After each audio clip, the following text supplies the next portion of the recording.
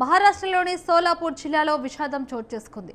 యాత్రికులతో వెళ్తున్న pickup van ప్రమాదవశాత్తు బల్పీరాస్ వద్ద రోడ్డు పక్కన ఉన్న బావిలో పడింది. ఈ ప్రమాదంలో 4 మహిళలు, 4 పిల్లలు, మొత్తం 8 మంది మరణించారు.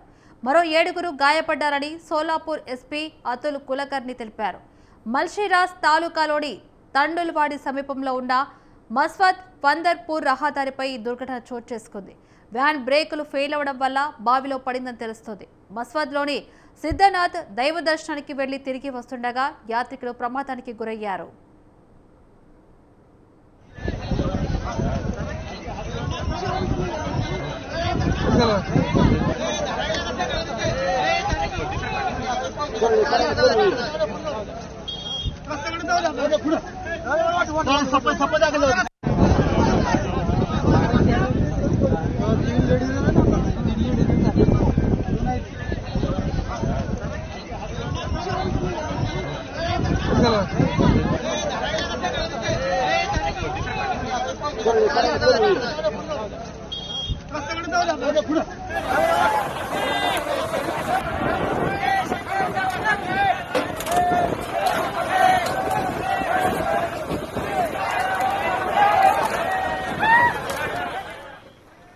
మహారాష్ట్రలోని సోలాపూర్ జిల్లాలో విషాదం చోటు చేసుకుంది. యాత్రికులతో వెళ్తున్న పికప్ వ్యాన్ ప్రమాదవశాత్తు మల్షీరాస్ వద్ద రోడ్డు పక్కన ఉన్న బావిలో పడింది.